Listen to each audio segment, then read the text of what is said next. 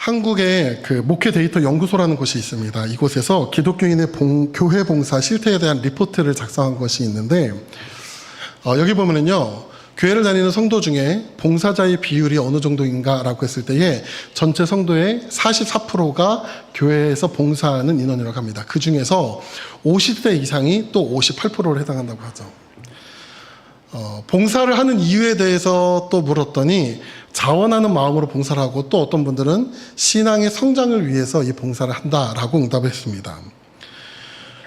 그래서 이 응답자 중에, 이 봉사를 하시는 분들 중에 이 봉사에 대한 향후 계획이 어떻게 되냐라는 질문에 대해서는 이 봉사를 계속해서 유지해서 할 것이다 라는 응답이 23%, 또 이제 봉사를 좀 줄이거나 아니면 좀 내려놓기를 원한다라고 하는 응답이 또 15%가 나왔다고 합니다.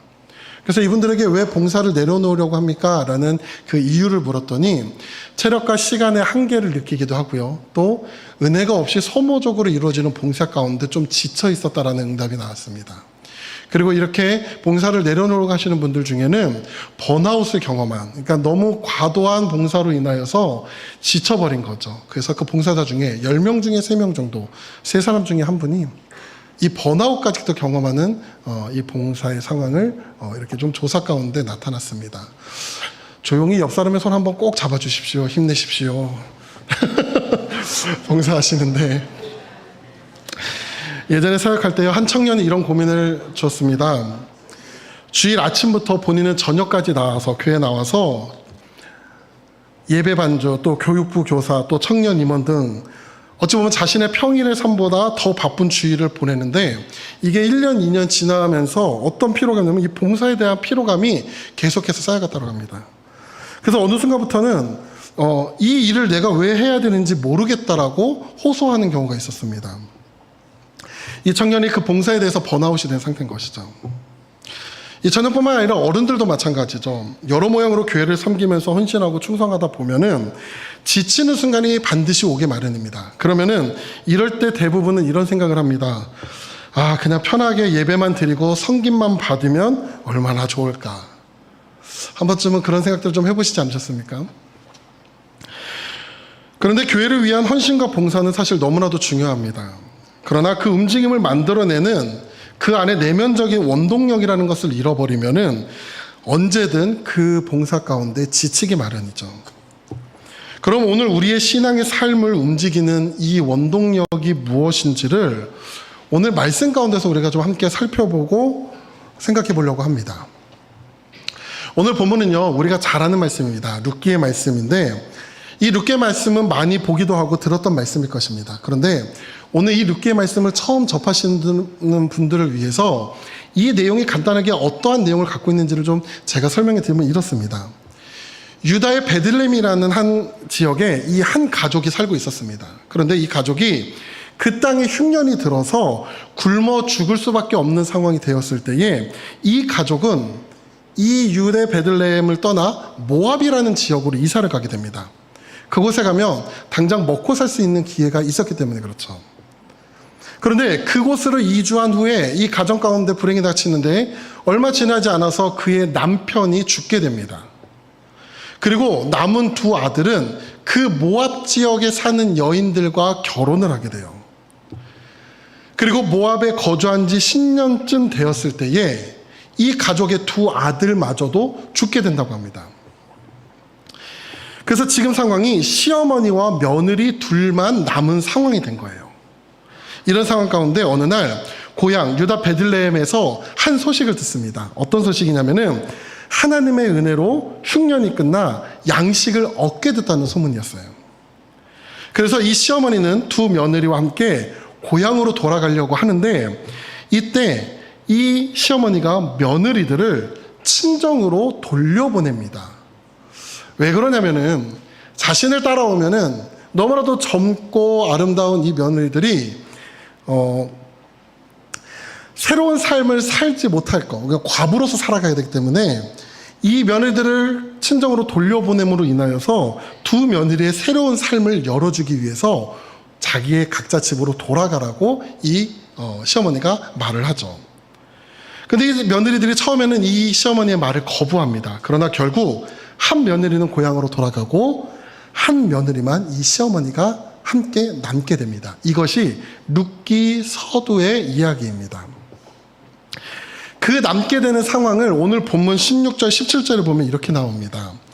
제가 한번 읽어보겠습니다. 룻이 이르되 내게 어머니를 떠나며 어머니를 따르지 말고 돌아가라. 강권하지 마옵소서.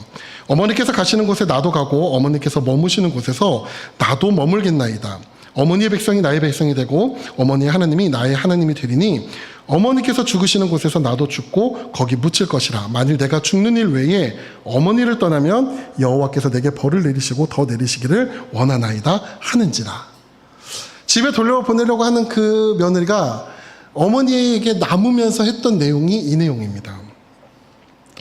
오늘 본문의 주인공인 이 며느리인 룻과 시어머니인 이 나오미에 대한 이야기를 할 때 우리가 많이 듣고 접했던 주제는 이겁니다. 시어머니에 대한 며느리의 사랑과 충성과 헌신의 이야기였을 것입니다. 근데 우리가 룻기를 조금 더 자세히 살펴보면요, 단순히 이 며느리인 룻이 시어머니인 나오미를 향한, 다시 말해 아랫사람이 윗사람을 향한 인간적인 도리로서 헌신과 충성을 보여주는 내용이 아니라는 것입니다. 우리가 룻기의 참 의미를 이해하기 위해서는 우리가 가지고 있는 이 인간적인 도에 대한 개념의 틀을 먼저 깨야 되는데, 보통 우리가 룻기를 볼 때 전통적인 효의 개념으로서 봅니다.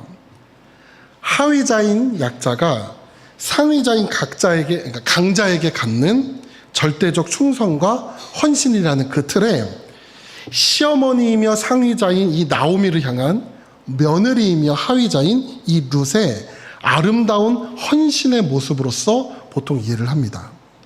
그런데 우리가 이 룻기를 볼 때에 이 상하의 개념을 다시 봐야 될 필요가 있는데요. 시어머니였던 이 나오미는 위치상으로는 상위자, 강자로 볼 수 있지만 현실적으로는 사실 하위자라는 것입니다. 약자라는 것이죠. 왜냐하면 지금 이 나오미의 삶의 상태를 보면은 이렇습니다. 남편과 두 자녀를 잃은 과부입니다. 뿐만 아니라 힘이 없고 연약한 노인의 때를 보내고 있죠.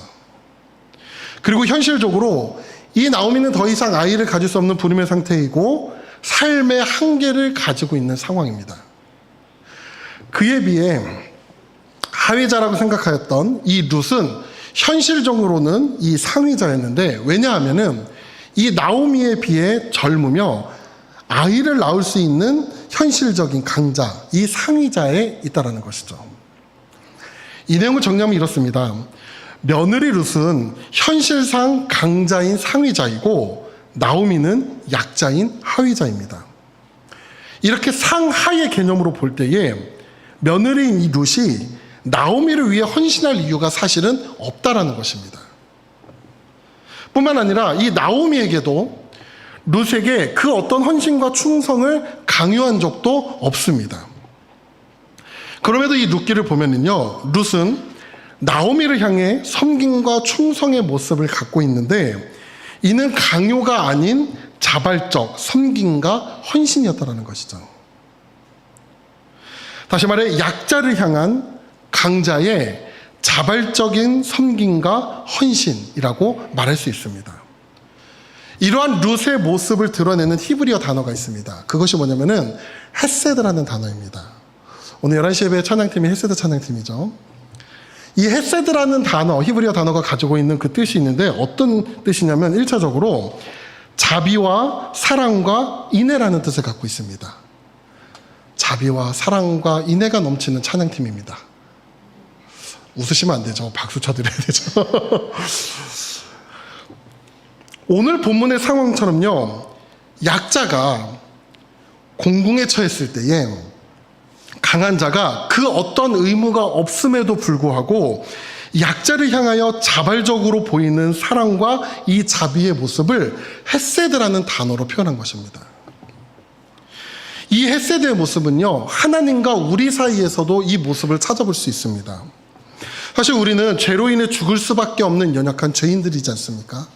그런데 하나님은 우리를 죄로 인한 죽음에서 구원하시기 위해 독생자 아들 예수 그리스도를 이 땅 가운데 보내시고 오늘 우리의 죄를 대신해서 십자가에 달려 죽게 하셨습니다. 여러분들 생각해 보십시오. 하나님은 사실상 우리에게 이럴 만한 이유가 없음에도 불구하고 왜 이러한 헌신의 모습을 우리에게 보이신 것일까요? 이것은 상위자이신 하나님이 하위자인 우리를 향한 헤세드의 마음, 다시 말해 연약한 우리를 향한 인애와 자비와 또 긍휼과 사랑의 마음이기 있었기 때문에 그렇습니다.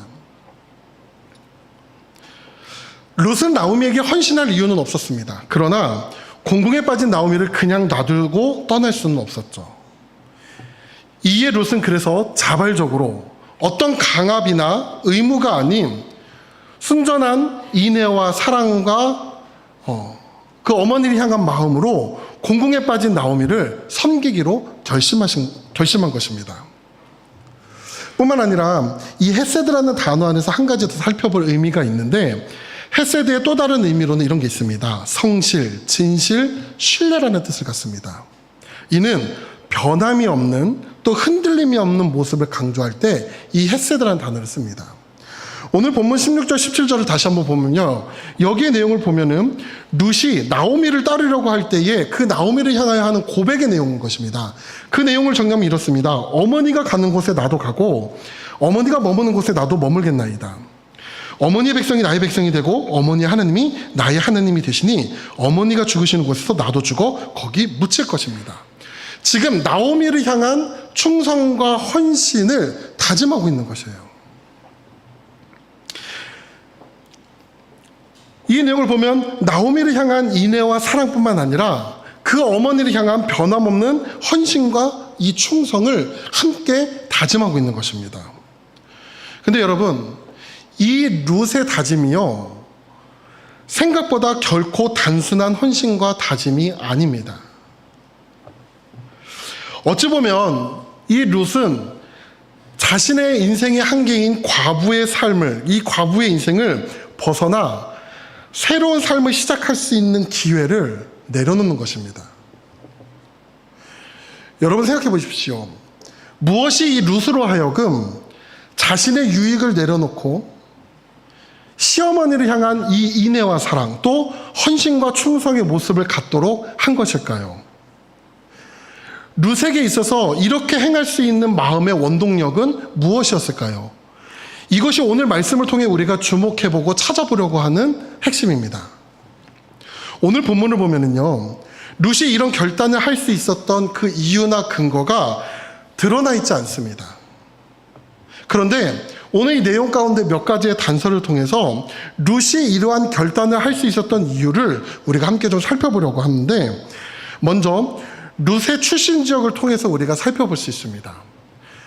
여러분들 말씀 가운데 여러분들 기억하시나요? 이 룻이 어느 지역 출신의 여인이라고 그러죠? 모압이라고 그럽니다. 모압. 룻은 모압 여인입니다. 모압 지역, 이 문화가, 이방 문화가 이 룻의 삶에 배어있는 상태의 여인입니다. 사실 성경을 보면은요, 하나님은 선택한 이스라엘 백성의 신앙적 순수성을 지키기 위해서 이방 사람들과의 관계를 멀리할 것을 강조했습니다. 신명기 말씀과 사사기 말씀 이 두 구절을 보면 이런 내용이 나옵니다. 또 그들과 혼인하지 말지니 내 딸을 그들의 아들에게 주지 말 것이요 그들의 딸도 내 며느리로 삼지 말 것은 그가 내 아들을 유혹하여 그가 여호와를 떠나고 다른 신들을 섬기게 함으로 여호와께서 너희에게 진노하사 갑자기 너희를 멸하실 것입니다. 또 사사기 보면 이렇습니다. 그러므로 이스라엘 자손은 가나안 족속, 헷 족속과 아모리 족속과 브리스 족속과 히위 족속과 여부서 족속 가운데 거주하며 그들의 딸들을 맞아 아내로 삼으며 자기 딸들을 그들의 아들에게 주고 또 그들의 신들을 섬겼더라. 이 두 내용에서 우리가 볼 수 있는 내용이 무엇이냐면요, 이스라엘 민족에 있어서는 철저하게 이방 민족과의 결혼을 금지했습니다. 하나님께서 명령하셨습니다. 왜 그러냐면은 아직 이스라엘 백성이 하나님을 믿고 섬기며 따르기에 성숙하지 않은 상태라는 것이죠. 믿음과 신앙이 성숙하지 않은 상태에서 이방 민족의 그 우상 문화가 들어왔을 때 그들이 가지고 있어야 될 그 하나님에 대한 믿음의 정체성이 흔들릴 수도 있을 거라는 것입니다. 그래서 이 이방 민족과의 결혼에 대해서 하나님께서 말씀 가운데 금지하고 있었던 것입니다. 그런데 오늘 이 룻기의 주인공인 며느리 룻은요, 모압 지역의 여인이었습니다. 다시 말해 이방 문화, 즉 우상 문화가 그녀의 삶에 배어 있는 상태, 그 삶을 살고 있었던 여인이라는 것이죠. 그럼 우리가 한 가지 더 찾아볼 것은 룻이 살았던 이 모압 지역은 어떤 우상을 섬겼냐라는 것입니다. 민수기 21장 29절에 보면 이러한 내용이 나옵니다. 모압아, 내가 화를 당하였도다. 그모스의 백성아, 내가 멸망하였도다. 여기 보면 모압 사람들에 대해서 뭐라고 지칭하면 그모스의 백성이라고 합니다. 오늘 우리가 이 자리에서 예배를 드리고 있죠. 하나님을 믿는 사람들이 함께 모여서 예배를 드립니다. 세 사람들이 우리를 향해서 이렇게 합니다. 그러니까 하나님 앞에 예배를 드리는 사람들에게 이렇게 얘기하죠. 우리는 하나님의 백성입니다. 무슨 말인가요? 오늘 우리가 믿고 따르고 있는 그 하나님을 따르는 사람들을 하나님의 백성으로 지칭하는 겁니다. 여기 보면 모압 사람들에 대해서 뭐라고 하냐면 그모스의 백성이라고 합니다. 그모스, 그 우상신을 섬기는 사람들이라는 것이죠. 그모스 신은요, 모압 사람들이 국가신으로, 나라의 신으로서 숭배한 우상입니다. 이 그모스 신은 또 다른 별칭이 있는데 어떤 의미가 있냐면 죽음의 신, 전쟁의 신이라고도 불리기도 합니다. 이 그모스 신에 대한 특이한 제사 형태가 있습니다. 이 사람들이 그모스 신에게 제사를 지낼 때 그 제사의 형태가 조금 특이한 것이 한 가지가 있는데 그게 뭐냐면은 이 사람들은 임신 제사를 드렸다고 합니다. 무슨 말이냐면은 그 신에게 제사를 지낼 때에 다름 아닌 사람을 제물로 바치는 제사를 드렸다라는 거예요. 열왕기하 3장 26절부터 27절에 보면 이러한 내용이 나옵니다. 모압 왕이 전세가 극렬하여 당하기 어려움을 보고 칼창 군사 700명을 거느리고 돌파하여 지나서 에돔 왕에게로 가고자 하되 가지 못하고 이에 자기 왕위를 이어 왕이 될 만한 아들을 데려와 성 위에서 번제를 드린지라 이스라엘에게 크게 격노함이 임함에 그들이 떠나 각기 고국으로 돌아갔더라. 이 내용을 보면 이런 겁니다. 당시 모압 왕은요, 이스라엘과의 전쟁에서 그 전세가 불리해지자 자신의 왕위를 이어받을 그 맏아들을 번제로 삼아서 그모스 신에게 바치는 내용입니다. 자신의 자녀를 불태워 드리는 이 제사를 행함으로 인하여서 자신들의 소망을 이룰 수 있다라고 생각하는 이 끔찍한 신앙안을 소유한 사람들이 이 모압 사람들이었습니다. 다시 말해 모압 지역의 우상 그모스에 대한 이 신앙과는 어떤 것이냐면요, 누군가가 희생되어야지만 그를 통해서 축복을 받을 수 있다라고 생각한 것이죠. 모압 여인이었던 이 룻, 자신이 살아온 삶에 있어서 이 신앙관이 묻어있는 상태라는 겁니다. 그런데 자신의 삶 속에 배어있는 이 신앙관이 통째로 뒤집혀지는 상황을 지금 누구를 통해서 보고 있냐는 거면은 나오미를 통해서 그 상황을 보고 있는 것이죠. 6절 말씀에 보면 이런 말씀이 나옵니다. 그 여인이 모압 지방에서 여호와께서 자기 백성을 돌보시사 그들에게 양식을 주었다 함을 듣고 이에 두 며느리와 함께 일어나 모압 지방에서 돌아오려 하여. 여기 보면 여호와께서 자기 백성을 돌보시사라는 표현이 나옵니다.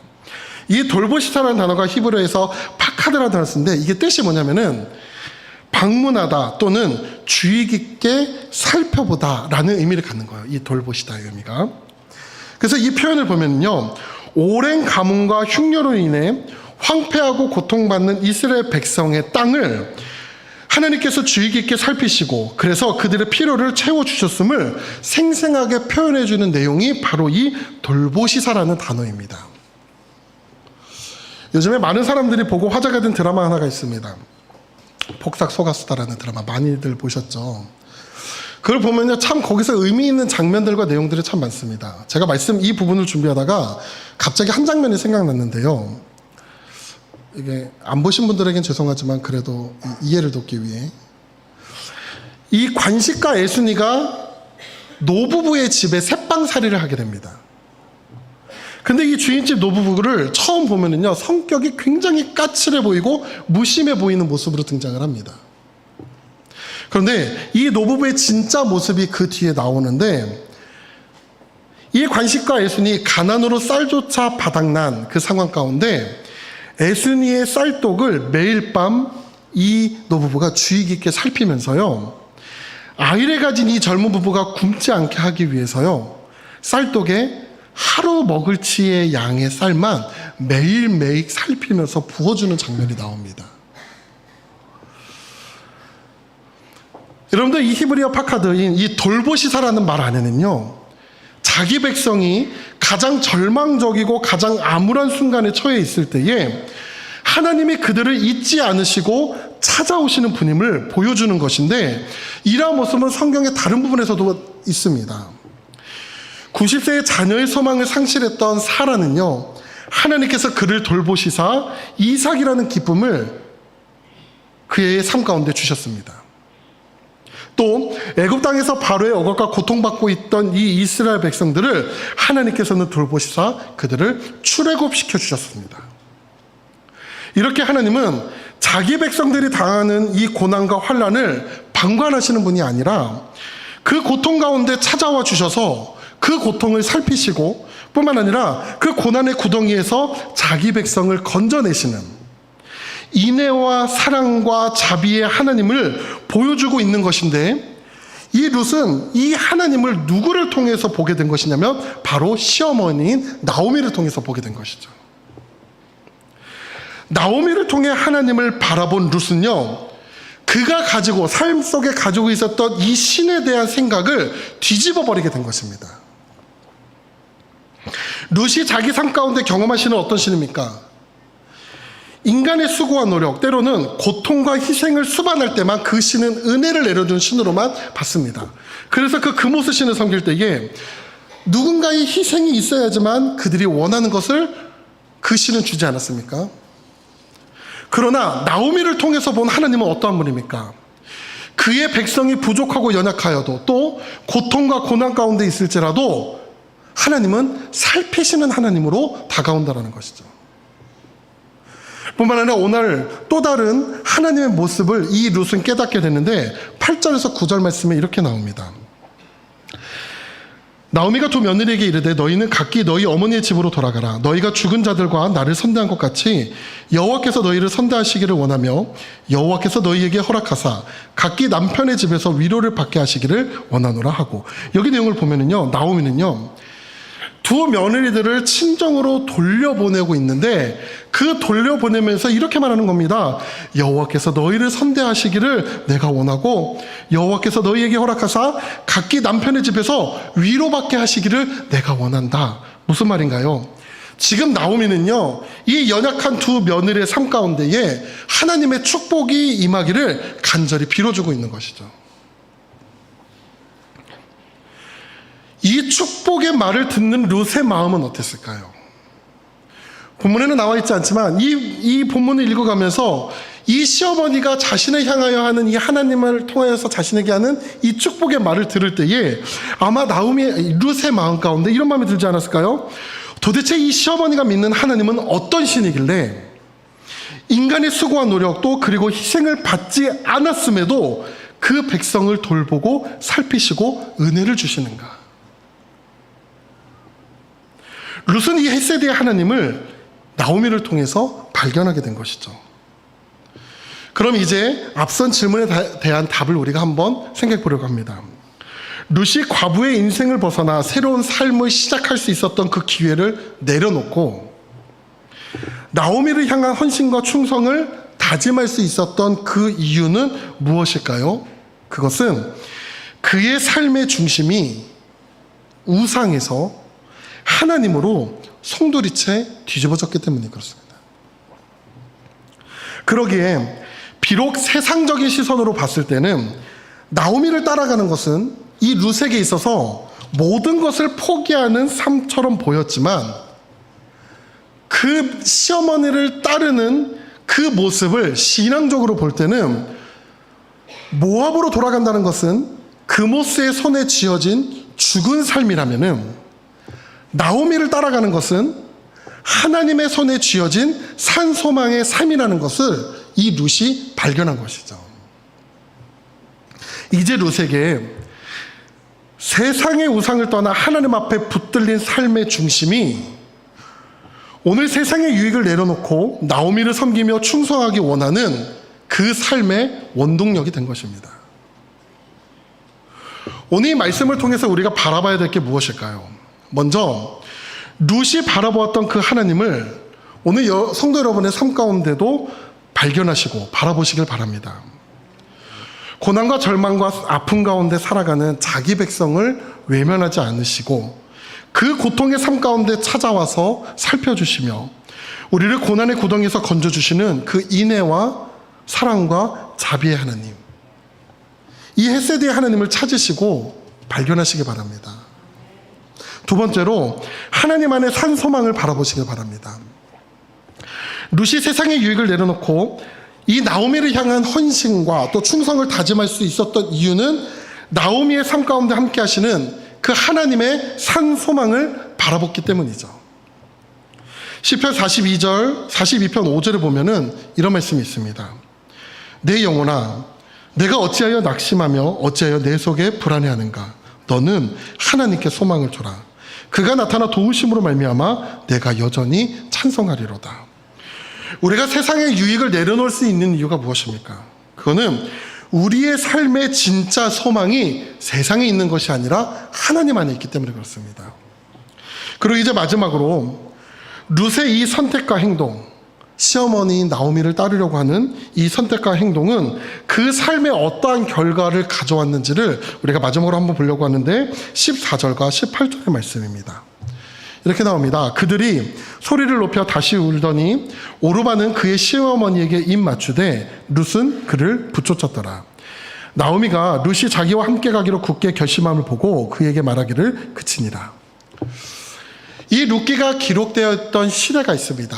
룻기의 제일 처음에 보면은 이 룻기가 기록되었던 시대를 사사들이 치리하던 때라고 나옵니다. 사사들이 치리하던 때는 사사기 시대를 말하죠. 우리가 잘 아는 대로 이 사사기 시대는요, 이스라엘 백성에게 있어서 신앙적으로 영적으로 암흑기의 시대였습니다. 하나님의 백성이 하나님을 온전히 믿고 따르지 못하던 시대가 바로 이 사사기 시대였습니다. 이러한 영적 암흑기의 시대 가운데 아무도 하나님을 온전히 따르지 않는 그 시대 가운데 지금 하나님의 시선이 누구를 향해 있는 거냐면은 이방 여인인 룻을 향하여 하나님의 시선이 있는 것입니다. 14절의 내용을 보면 이렇습니다. 친정으로 돌아가라고 하는 이 나오미의 말에 결국 한 며느리는 돌아갑니다. 그런데 룻은 그 어머니에게 남는데 그 표현을 뭐라고 하냐면은 룻은 나오미를 붙쫓았더라 라고 표현합니다. 이 붙쫓다라는 단어가 가진 의미가 있는데 두 개의 물체가 물리적으로 서로 완전히 달라붙는 것을 묘사할 때 붙쫓다라는 단어를 쓴다고 합니다. 하나님을 온전히 따르는 자가 없던 이 시기에 하나님에게 산 소망을 발견한 이 한 사람이 그 믿음의 길 가운데 딱 달라붙어서 쫓아가고 있는 것입니다. 여러분, 이 룻의 결단과 헌신, 이것은 어떤 결과를 가져온지 아십니까? 마태복음 1장 5절부터 6절까지의 말씀에는 이렇게 나옵니다. 살몬은 나압에게서 보아스를 낳고 보아스는 룻에게서 오벳을 낳고 오벳은 이새를 낳고 이새는 다윗 왕을 낳는지라. 마태복음 1장에 보면은 다윗의 족보가 쭉 나오는데 다윗이 탄생하고 그 이후에 또 다른 족보의 내용이 쭉 나오다가 마지막에 누구의 탄생까지 기록하고 있냐면은 다윗의 자손에서 예수 그리스도가 났다라는 기록까지 하고 있습니다. 여러분들 잘 보십시오. 룻과 보스는 오벳은 이새를, 이새는 다윗의 후손 가운데 예수가 탄생합니다. 사사기라는 이 영적인 암흑기 시대에 소망이 없던 그 이스라엘 민족의 역사 가운데 그 시대 가운데에 하나님은 한 여인에게 집중하시고 그 여인은 하나님이라는 그 놀라운 분을 발견한 다음에 그를 믿음으로 붙쫓아 따랐던 것입니다. 이 한 여인의 결단과 헌신과 이 노력을 통해서 소망 없던 어두웠던 이 이스라엘 민족의 역사가 뒤바뀌는 터닝 포인트가 이 바로 룻의 결단에 있습니다. 오늘 이것이 우리에게 어떠한 의미로 다가갑니까? 제가 이제 목사님과 신방을 다니면서요, 성도님들과 한 번 만나는 시간들을 좀 가졌는데 그 신방 가운데 발견한 것이 있습니다. 무엇이냐면은 어떤 분들은 이제 막 신앙생활을 시작한 분들도 계셨습니다. 교회가 무엇인지, 믿음이 무엇인지, 하나님이 어떤 분인지에 대해서 모르지만 그래도 그 신앙을 시작하는 분들도 있었습니다. 또 어떤 분들은요, 교회는 다녔지만 아직 믿음이 없다라고 말하는 분들도 있었습니다. 또 어떤 분들은요, 여러 가지 이유와 상황 때문에 신앙에서 낙심하고 멀어진 분들도 계셨습니다. 근데 여러분들, 진짜 중요한 사실 한 가지가 있습니다. 그것은 무엇이냐면은 지금 우리가 살아왔던 신앙의 모습이 어떠하든 간에 지금 여러분들은 이 자리에 있다라는 사실입니다. 이것이 무엇을 말하는가요? 이 자리에서 하나님을 바라보고 찾으시고 그 하나님을 향하여 갖는 믿음으로 붙여차 나가시면 된다는 것입니다. 이곳이 그 믿음의 시작이 되면 되는 것입니다. 이곳에서 말씀 가운데, 기도 가운데, 찬양 가운데 오늘 우리의 삶 가운데 임하시고 그 인애와 사랑으로 하나님의 그 놀라운 능력들을 우리 삶 가운데 뻗치시는 그 하나님을 발견하면 되는 겁니다. 그 하나님을 발견할 때에 세상적 가치와 중심으로 살아왔던 우리의 중심이 하나님으로 뒤바뀔 수 있는 것이죠. 오늘 우리 안에 하나님의 중심으로 살아갈 때에 우리의 삶은 이 룻과 같이 그 삶이 뒤집어질 수 있는 것입니다. 세상의 유익과 세상의 욕심과 세상의 계획을 쫓는 것이 아니라 세상의 시각으로는 미련하고 부족한 것 같이 보여도 산소망이신 하나님이 우리 삶 가운데 그 마음을 품었을 때에, 그리고 그 하나님을 쫓았을 때에 하나님으로 향한 그 산소망이 오늘 우리의 삶 가운데 주어지는 것이죠. 오늘 그 시작이 되면 되는 것입니다. 오늘 그 하나님의 이름을 듣고 하나님에 대해서 그 마음을 품고 하나님의 은혜를 사모하는 그 시작을 지금부터 하실 때에 오늘 하나님의 놀라운 역사하심이 지금 이 순간부터 여러분의 각자의 삶 가운데 일어나게 될 줄 믿습니다. 오늘 우리가 하나님 앞에 믿음을 가질 때 우리의 삶이 변화되는 것은 당연하지만 여러분들 잘 보십시오. 룻이라는 한 여인이 그의 이 헌신을 통하여서 그의 가문 가운데 예수 그리스도가 날 것을 알았을까요? 몰랐을까요? 몰랐죠. 오늘 우리가 믿음을 가지고 이것을 지키려고 시작하는 그 순간에는 그 결과가 어떻게 나타날지 모릅니다. 그것은 우리가 하는 일이 아니라 하나님이 하시는 일이죠. 그럼 우리가 할 일은 무엇이냐? 그 하나님의 일이 시작되고 이루어질 수 있도록 그 시작을 가져야 되는 것입니다. 그것이 바로 이 자리입니다. 그래서 여러분들 마음 가운데 하나님, 제가 보이지 않는 그 하나님을 바라볼 수 있도록 인도하여 주시옵소서. 하나님의 이 헤세드의 사랑이 내 삶 가운데도 임할 수 있도록 하나님 긍휼을 베풀어 주시옵소서. 하나님, 내 삶이 하나님의 산소망, 이 믿음을 가지고 내 삶이 뒤집어질 수 있도록 하나님 그 은혜를 베풀어 주시옵소서. 이 결단과 소망을 품는 자리가 이 자리라는 것입니다. 그럼 여러분의 삶이요, 지금부터 하나님의 놀라운 계획과 일하심이 나타납니다. 믿음은 내가 가졌지만요, 그 믿음의 은혜가 여러분의 자녀에게 흘러갈 줄 믿습니다. 저희 교회에 참 어린 아이들이 많이 오게 됐습니다. 아기들이 참 너무너무 예쁘죠. 제가 그 아이를 품고 계시는 부모님들, 여러분들이 믿음을 잘 가지셔야 됩니다. 여러분들이 오늘 결단하고 갖는 그 믿음의 결단이 그 자녀에게도 흘러가는 것입니다.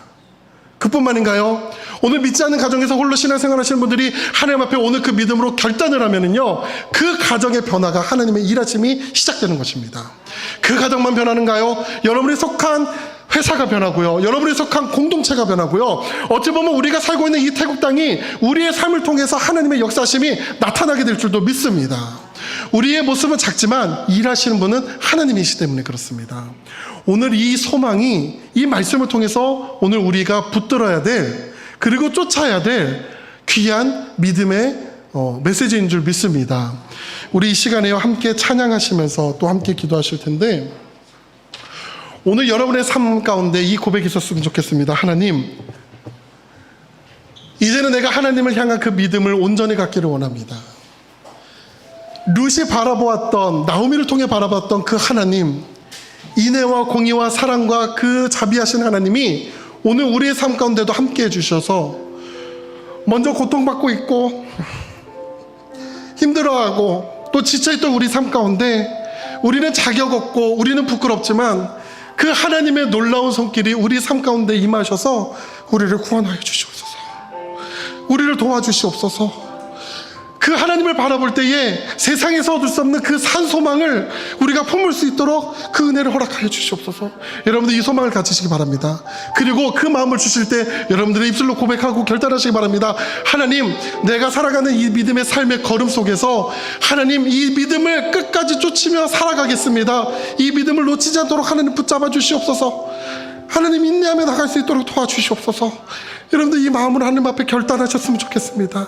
그때 하나님의 일하심이 시작될 줄 믿습니다. 우리 이 찬양의 가사를 보며 우리 말씀을 기억하며 함께 고백하고 다짐했으면 좋겠습니다.